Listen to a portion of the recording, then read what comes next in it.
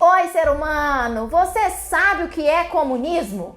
Já ouviu falar um tanto de coisa por aí? E será que você já ouviu muita besteira por aí? Será que você sabe as características, o surgimento, as principais propostas dessa ideia? Então fica nesse vídeo que eu vou te contar tudo isso. O comunismo, ele é uma ideologia política que defende a formação de uma sociedade completamente igualitária, sem o Estado e sem a propriedade privada. O comunismo fica famosão, ele começa inclusive a ser muito temido lá no século XIX, no século XX. Mas é muito antes do século XIX que a gente tem a formação de algumas ideias que também criticam a desigualdade social.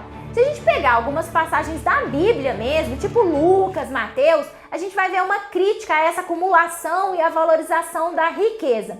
Outros momentos, como a Revolução Francesa, também tivemos várias propostas de crítica à desigualdade social. Mas realmente é no século XIX que essa ideia se consolida mais como um projeto político, vai formar partidos e no século XX vai formar inclusive modelos de governo.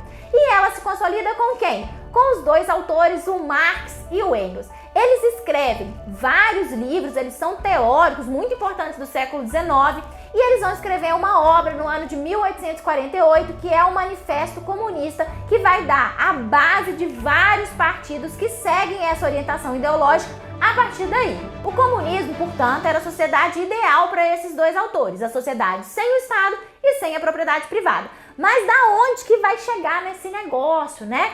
Bom, eles vão partir do capitalismo, eles fazem uma análise histórica da sociedade e, segundo eles, o capitalismo é o sistema que mais gerou a desigualdade e, principalmente, o capitalismo teria gerado a base da sua destruição.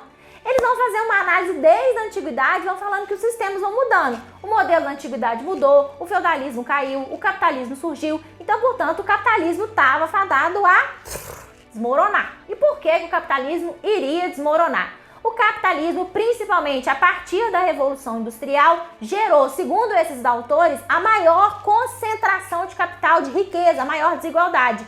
Gerou uma massa gigante, sem poder, sem propriedade, que trabalha para quem tem a propriedade. Então é a sociedade mais injusta criada pela humanidade. E essa galera sem propriedade, sem direito, chegaria uma hora que perceberia que era a maioria, que era a fonte de trabalho e de riqueza, mas que não tinha direitos, que vivia numa condição de super miséria. E aí estava o momento de uma revolução. Essa galera que tivesse a consciência dessa desigualdade, que ela era a maioria, a principal força de trabalho, mas que vivia numa péssima condição, ela faria então uma revolução. A burguesia, o grupo proprietário, seria retirado do poder e formaria inicialmente para os dois autores um Estado socialista. Então, os trabalhadores seriam a grande liderança política e essa é a fase número 1 da proposta deles, em que a propriedade seria abolida, ela ficaria sob o comando do Estado, mas o Estado ainda existiria.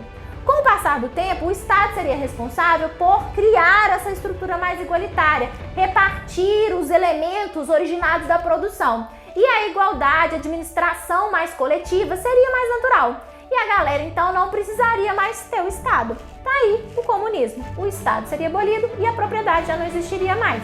Portanto, o comunismo é a fase final da teoria do Marx. Só que no século XIX isso era só uma teoria. Vários partidos defendiam esse processo de transformação, vários operários começaram a achar legal essa ideia, mas somente uma ideia. Em 1917 acontece a Revolução Russa. O partido de inspiração marxista russa toma o poder, os bolcheviques. E esse é o primeiro momento que esse modelo vai ser colocado em prática. No entanto, as experiências socialistas reais nunca levaram à formação de uma sociedade comunista. Nem a União Soviética e nem outro país que adotou esse sistema socialista acabou chegando na fase do comunismo em que o Estado foi abolido. E vários desses países fizeram uma ressignificação também da teoria do Marx. É o que a gente chama de socialismo real.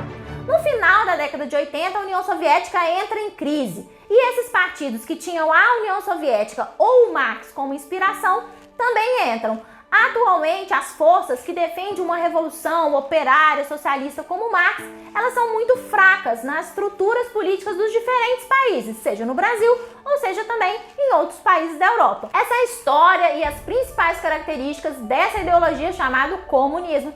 Se você aprendeu de fato qual que é essa história e o que de fato ele é, curte esse vídeo, inscreve no canal, vamos compartilhar a história por aí. Beijo, até o próximo vídeo.